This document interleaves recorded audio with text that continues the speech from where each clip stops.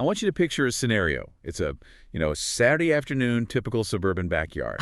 Okay. You've got a 10-year-old kid. Let's call him Leo. He's out there playing catch with his buddy, misses the ball, and it rolls under the fence into the neighbor's yard. Oh, I see where this is going. Leo, being 10, hops the fence, grabs the ball, and in the process, he startles the sleeping dog. Which is just a classic setup for a chaotic weekend. Exactly. The dog snaps. It bites Leo on the forearm. Leo's a tough kid, though. He scrambles back over the fence, runs inside, washes it off with some soap and water, and slaps a Band-Aid on it. The standard procedure. Right. It's just a puncture wound, barely bleeding. He goes back to playing. His mom looks at it later, thinks, okay, we cleaned it, it's fine. And that is the mistake. Yeah. That is where the assumption of, normal wound healing just betrays you. Because this isn't a scrape from the playground. Within 12 hours, not days, mind you, but hours. 12 hours. That's incredibly fast. Leo wakes up in the middle of the night. The arm is throbbing. It's hot to the touch. It's turning a deep, angry red. Mm-hmm. And there's this thin, grayish, serious fluid leaking out of the puncture site. Rapid onset cellulitis. I mean, that speed is the real clincher here. It's the big tell. So they rush to the ER. The doctors are worried because it's moving so fast. They culture the wound. And when the lab report comes back, it's not staph. It's not strep. The usual suspect. Nope. It's a gram-negative rod called Pasteurella multicida. And just like that, you've been introduced to the Pasteurology family. That is our mission today. We are taking a deep dive into Murray's Medical Microbiology, Chapter 24. We are going to unpack this whole family of bacteria Pasteurella, Haemophilus, and Aggregatibacter. Right. And these are the small gram-negative coccobacilli. And honestly, they are some of the most interesting characters in the textbook. How so? Well, you have Haemophilus, which is the absolute diva of the Petri dish. It literally refuses to grow unless you cater to its every whim. Oh, yeah. Then you have Aggregatibacter, the sticky, slow-growing one that likes to attack heart valves. Right. And you have Pasteurella, the animal biter we just met in our story. So our goal today is to move beyond just memorizing names. We really need to build a mental model. Yeah. We need to understand why they behave the way they do in the lab, why some kill you and others just give you an e-rake. And how to spot them on an exam, or, more importantly, in a patient when the clock is ticking. Exactly. And we are going to do that by looking at structure and function. It really is a story of how these tiny differences, like a little sugar coating or a metabolic defect, change the entire clinical picture. Okay, so let's start with the headliner, the family celebrity, Haemophilus. The big one. Now, I always try to find a hook in the name. Haemophilus comes from the Greek. Haema for blood and philos for loving. Blood lover. Which is incredibly accurate, but maybe not in the way you'd expect. It's not a vampire in the sense that it just, drinks blood. Okay. It's more like a picky eater who loves a very specific dish that just happens to be inside the blood. We're going to get to its dietary restrictions in a second, because I've heard they are legendary in the microlab. Oh, they are. But first, let's look at the mugshot. If I'm a pathologist looking down a microscope, what am I seeing? You are seeing a bit of a mess, frankly. A mess? That doesn't sound very scientific. Well, technically, they are gram-negative coccobacilli. Coco meaning round, bacilli meaning rod-like. So, imagine squashed ovals. Okay, short rods. But the keyword you need to lock into your brain, and this is a Murray keyword, is pleomorphic. Pleomorphic. Yeah. Many shapes. Exactly. So if you catch them early in a fresh culture, they look like these neat little short rods. But if the culture gets a bit older, or if they are under, say, antibiotic stress, they start to stretch out. They change form. Yeah, they form these long filamentous strands. So if I'm looking at a sputum sample from a patient with pneumonia, I might see tiny dots. But if I look at a culture plate the next day, I might see these long threads. Yes. And that can be incredibly confusing if you aren't expecting it. You might think you have a mixed infection, or you might misidentify it entirely. It's a shapeshifter. Okay. That's the first thing to remember. It doesn't always look the same. Got it. It's a small gram-negative shapeshifter. Now, let's go back to that diva reputation. You said it loves blood. It loves what is inside the blood. Mm-hmm. This is the defining characteristic of the genus.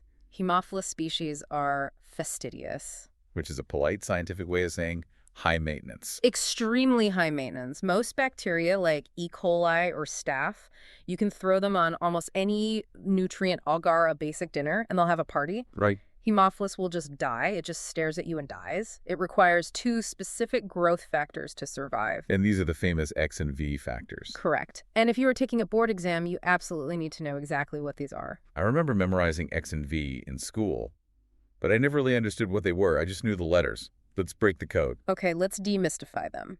The X factor is hemin. Hemin, like from hemoglobin. Exactly. It's an iron-containing porphyrin. It's heat-stable. Originally, early microbiologists didn't know what it was, so they just called it the unknown factor, hence factor X. Oh, that makes sense. But functionally, it's all about iron handling. Okay, so X is basically iron or Kim. What about V? V factor stands for vitamin, specifically nicotinamide adenine dinucleotide, NAD. NAD, the stuff from the Krebs cycle, tower house molecule. The very same. Every living cell needs NAD for, oxidation reduction reactions. Humans make it. Most bacteria make it. Haemophilus. Let me guess. It doesn't. It forgot how. Evolutionarily, it lost the enzymes to synthesize NAD, so it has to steal it from the environment. So it's biologically dependent on theft. It needs X, which is hemin, and V, which is NAD. And here's the kicker. Regular sheep blood agar, the standard red plate you see in every lab, is full of red blood cells. Right. And inside those red blood cells, you have tons of hemin and tons of NAD. So why won't Haemophilus grow on it? I mean, it's sitting on a buffet. It's sitting on a locked buffet. The bacteria can't break open the red blood cell membrane to get the food. Ah. And to make matters worse, standard blood serum contains enzymes, nadases, that actually destroy any free-floating V factor. So it's starting in the middle of a grocery store because it can't open the cans, and the security guards are destroying the food in the aisles. That is a fantastic analogy, yes. So what do we do? So the microbiologist has to step in and act as the chef. We take that blood agar and we heat it, we cook it. And this gives us chocolate agar. Which, I must clarify for the uninitiated, has 0 cocoa in it. Right, it's not a dessert plate, it's just brown blood. It's lysed blood. When you heat the red blood cells to about 80 degrees Celsius, they pop open, they lyse. Okay. The hemoglobin oxidizes and turns brown, which is why it looks like chocolate pudding. But crucially, 2 things happen mechanically. Break it down for me. 1, you release the X and V factors from inside the cells, so they are floating free in the agar for the bacteria to eat. You've unlocked the buffet. And 2, the heat destroys those NADase enzymes that would normally break down the V factor. So chocolate agar is essentially pre-digested safe-to-eat blood soup. And Haemophilus loves it. That's the only way to get Haemophilus influenza to grow in isolation. If you get a question describing growth on chocolate agar but not blood agar, your reflex answer is Haemophilus. Oh, now you specified Haemophilus influenza. Do all the cousins of the family have the same strict diet? No, and this is a really high-yield differentiation point. The family has different levels of metabolic incompetence, if you will. Okay, walk me through them. I feel like this is a classic match the bug to the factor question. It absolutely is. Okay. Haemophilus influenza, the main pathogen, is the most incompetent. It needs both X and V. Got it. Influenza X plus V. The diva needs everything. Then you have Haemophilus parainfluenza. The prefix para means alongside or like. It's slightly more self-sufficient. It can make its own X factor, so it only requires V. Okay, so para only needs V. And what about the one that causes the STD, Haemophilus ducreyi? That one is the opposite. It needs X, but not V. It can make its own V factor. Is there a trick to remember this? Because I feel like I'm going to swap them on a test under pressure. Well, the classic mnemonic focuses on the para species. Para requires V. Think para 5, since V is the Roman numeral for 5. Para requires V. Influenza requires both. Ducreyi requires X. Okay, that actually sticks. Okay. Now, there is one more lab trick involving these factors, and it creates one of the most beautiful images in microbiology, the satellite phenomenon. I love this concept. It sounds astronomical. It's actually ecological. Let's say you have a standard sheep blood agar plate, the red one. We know Haemophilus won't grow on it because the food is locked up. Right. We established that. It starves. But suppose you streak a line of Staphylococcus aureus, the golden staph, right down the middle of the plate. Okay. Staph is growing. We know staph grows on pretty much everything. Right. And Staph aureus is a distinct organism. It produces hemolysins. It releases toxins that physically break open red blood cells. So the staph is doing the cooking right there on the plate for the Haemophilus. Exactly. The staph lyses the cells, releasing the X factor, the hemin, But staph also actively synthesizes and excretes V factor, NAD, as a metabolic byproduct. So right next to the staph colony, there is a halo of available nutrients. Precisely. So if you plate Haemophilus all over this dish, you will see nothing on most of the plate except for tiny little dewdrop colonies clustering tightly around the staph streak. Wow. They are satelliting the staph. They are scavengers eating the crumbs falling from the chef's table. Or barnacles on a whale. If you see that image, a big streak of bacteria surrounded by tiny orbiting colonies, it's Haemophilus relying on staph. It confirms the requirement for V factor. That is such a vivid mental anchor. Okay, we've nailed the lab stuff.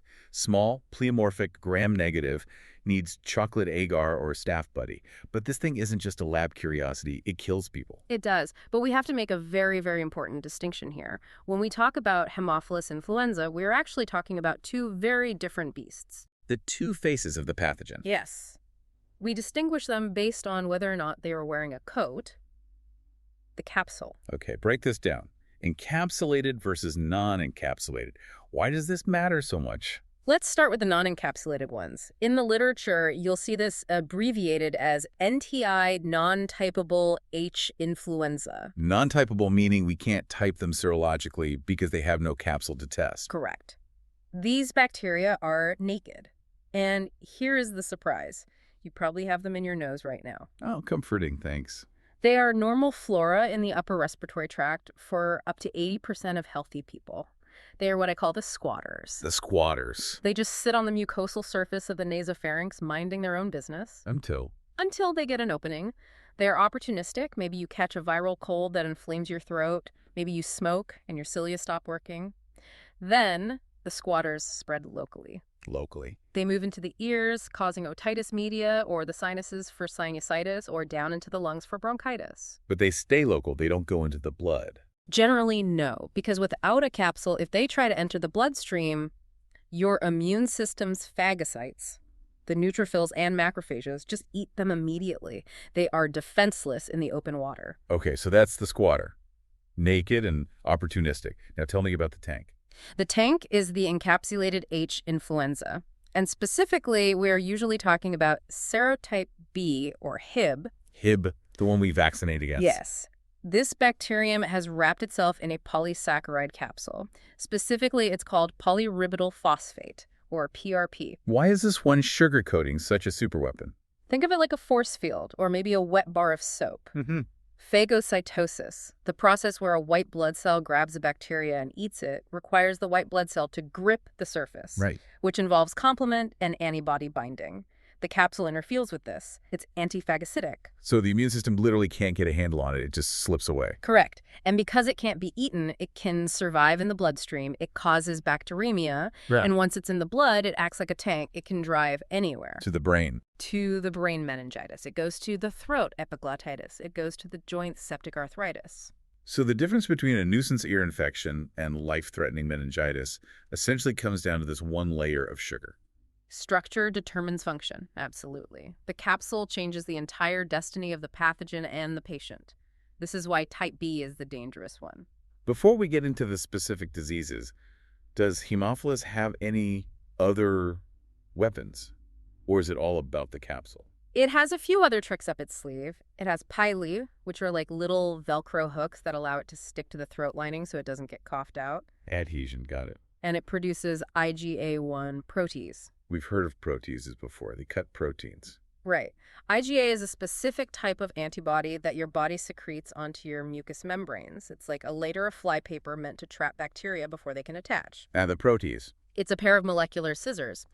Haemophilus secretes this enzyme, which snips the IgA antibody in half, effectively clearing a path through the defense so it can attach to the epithelial cells. So it picks the lock of the mucosal defense system. Exactly. Okay, let's move into the clinical side. Section 3. The nightmares. Let's talk about what Hib the encapsulated tank actually does to a child.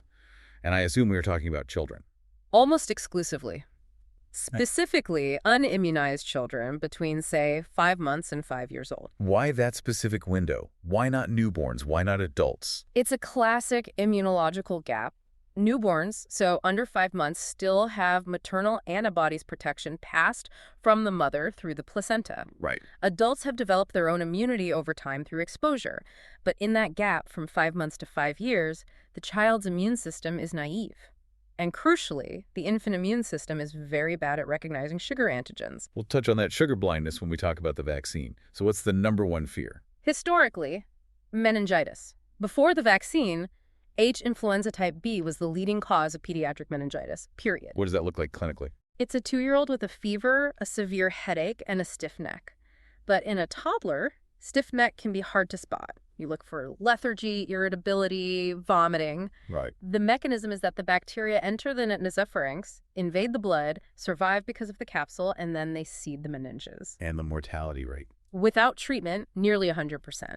With treatment, it's still very dangerous, and even survivors often have permanent neurological damage. Hearing loss is a big one. The other classic HID presentation is epiglottitis. This one terrifies me. It should. It is a true medical emergency.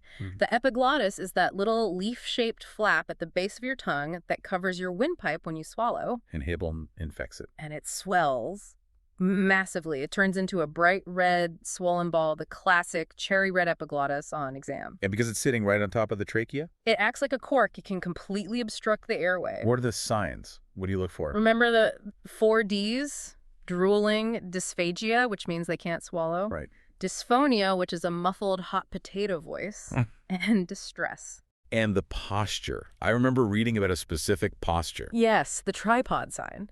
The kid will be sitting up, leaning forward on their hands, chin jutting out. They are instinctively trying to align their airway to get air past the obstruction. Now, here is a crucial practical point I saw in the notes. If you see a kid tripoding and drooling, do you grab a tongue depressor to look at the throat? Absolutely not. Why? I mean, you need to see the cherry red epiglottis to diagnose it. No, you can't. If you stick a tongue depressor in there or make the kid cry, you can trigger a laryngospasm. The muscles clamp shut. You lose the airway completely. You can kill the child right there in the exam room. That is intense. So the clinical exam is basically do not touch. If you suspect epiglottitis, you do not touch the throat. You keep the kid calm. You call anesthesia, and you take them to the operating room to secure the airway. You diagnose it by looking while you are intubating them. Okay. Hands off the throat. Got it. Other invasive diseases include cellulitis, often on the cheek, with a distinct reddish-blue or purple color, and septic arthritis, usually in a single large joint like a knee or hip. Okay, so that's the tank. Hib, scary, invasive, systemic. Now let's clip back to the squatter. The non-typeable H influenza. NTII. Since we introduced the Hib vaccine, this is actually the version clinicians see most often today. And these are the mucosal nuisances. Yes. They don't usually kill you, but they make you miserable. Think about the anatomy. The bacteria are in the nose. Where can they go? Next door neighbors. Right. Yeah. Number 1, they can go up the eustachian tube to the ear. Otitis media. H. influenza is a top cause alongside strep pneumo. Okay. Ear infection. 2, they can go into the sinuses, sinusitis. Right. And 3, they can go down the windpipe, bronchitis or pneumonia. But you said they don't invade the lungs in healthy people. Correct. They need a compromised host. And the classic demographic here is the patient with COPD. Chronic obstructive pulmonary disease. Or a heavy smoker. Why them specifically? Smoking and chronic lung disease destroy the mucociliary escalator, the little hairs that sweep mucus out of your lungs. Without that defense, the squatter can slide down into the lower airways and set up shop. So if I have an elderly patient with COPD who suddenly gets a worsening cough and fever, NTI should be high on my differential. Absolutely. It's one of the leading causes of COPD exacerbations. This brings us to section 4, the victory, the vaccine. This is one of the greatest success stories in modern medicine. It really is. I mean, we went from thousands of cases of meningitis a year to almost 0 in developed countries, but it wasn't a straight line. The first vaccine actually failed. They tried to use the capsule, right? The PRP. Yes. The logic dictates the capsule is the weapon, so let's inject the capsule to train the immune system. So they injected pure polysaccharide. And it worked in adults, but failed in babies. Exactly. And babies were the ones dying. This is a critical immunology concept. Sugars, polysaccharides are T-cell independent antigens. Simplify that for me. Your immune system has B cells, which are the antibody factories, and T cells, the generals. B cells can recognize sugar and make some antibodies. Okay. But to make a strong response, And crucially, to create memory cells for long-term protection, the B cell needs a pep talk from a T cell. It needs authorization from the general. Yes. But T cells are snobs. They only recognize protein peptides. They cannot see sugar. So when you inject pure sugar, the B cell sees it, but the T cell just ignores it. No T cell help equals a weak response, no memory, and it doesn't work at all in infants under 18 months. So how did they fix it? The bait and switch. They took the PRP sugar and chemically linked it to a protein carrier. Usually something like the diphtheria toxoid or tetanus toxoid. So you stick the sugar onto a piece of protein. Right. Now the infant's B cell picks up the sugar, but because it's attached to the protein, it pulls the whole complex inside, digests it, and presents the protein part on its surface. It shows the protein to the general. And the T cell says, aha, protein, I know that.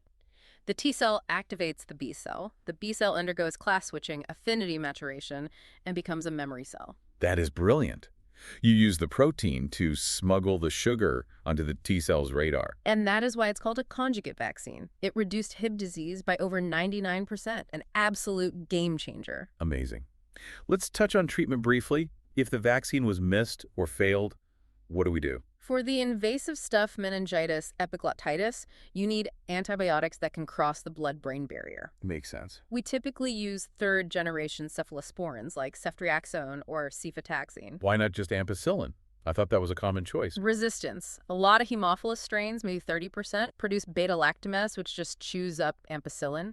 Ceftriaxone is tough enough to withstand it. And what about the family members? If a kid in daycare gets meningitis, do we worry about the other kids? Yes, definitely. Remember, the bacteria lives in the nose. We need to wipe out the carriage in close contacts. We give them rifampin.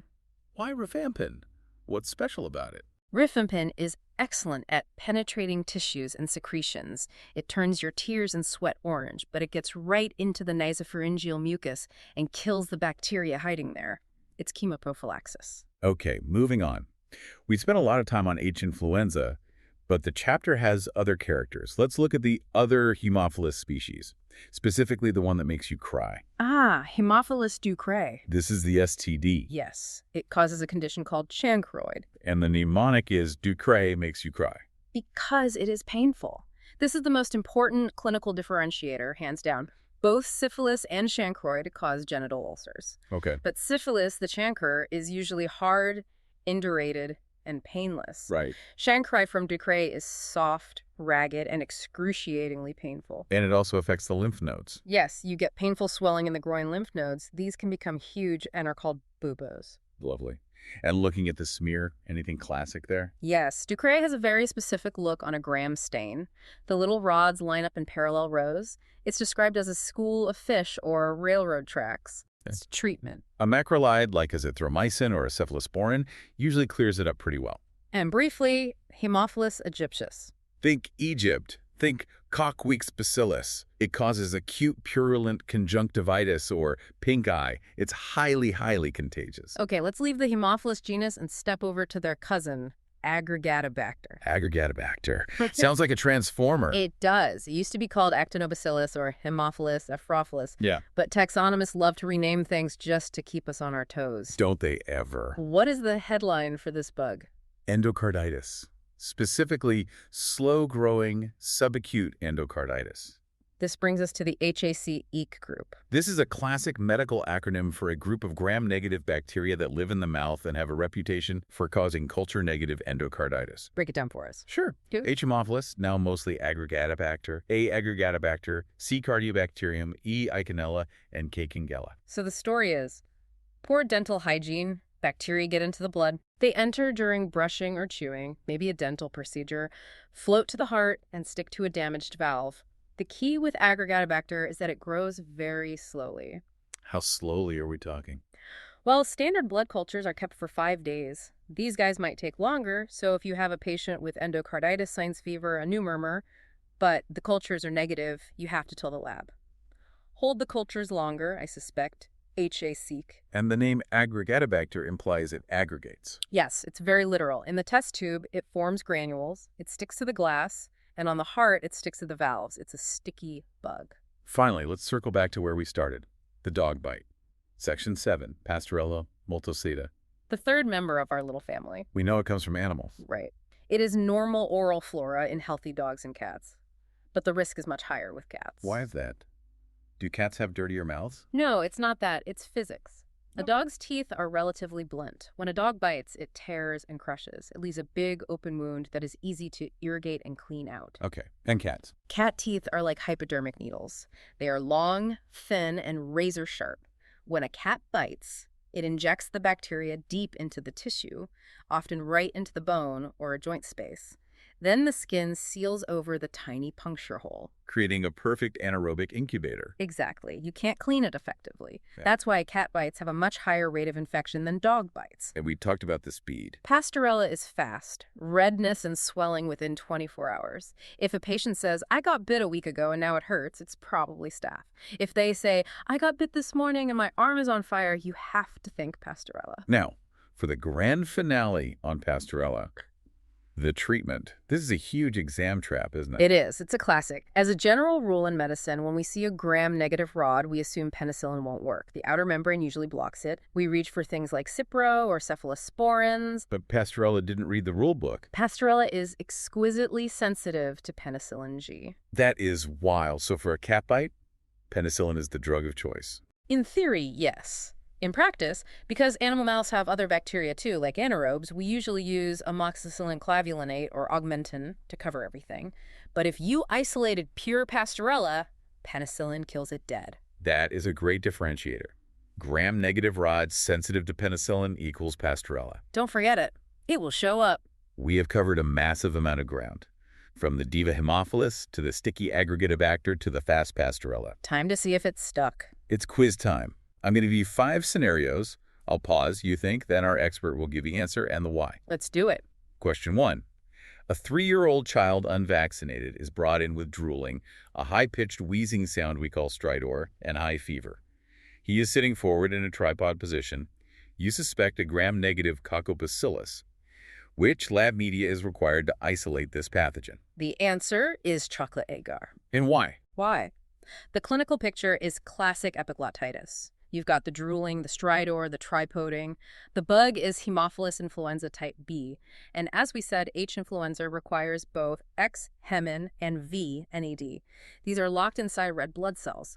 Chocolate agar is just L-lysed blood, making those factors available. It will not grow on standard blood agar. If you need a refresher, review the Haemophilus physiology section in Murray's. Perfect. Question 2. You are looking at a blood agar plate. There is a streak of Staphylococcus aureus down the middle. You see tiny colonies growing only right next to the staph streak. Which growth factor is the S. aureus actively excreting to allow this growth? The answer is NAD, factor V. The why? Why? This is the satellite phenomenon. The staph lyses the blood cells to release hemin, which is factor X, but it actively synthesizes and excretes NAD, which is factor V. The Haemophilus needs the staph to provide that V factor in the immediate vicinity. Got it. Question 3. We successfully reduced childhood meningitis by 95% with a vaccine. This vaccine is composed of PRP, or polyribotyl phosphate. But it isn't just PRP. What is it attached to, and why? It is conjugated to a protein carrier, like tetanus toxoid. And the reason is? Why? PRP is a sugar.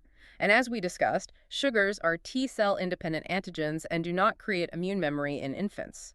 By linking the sugar to a protein, we trick the infant's T cells into helping the B cells, creating a robust, long-lasting memory response. You can review this in section 4 of our discussion or the vaccine victory part of the chapter. Excellent. Question 4.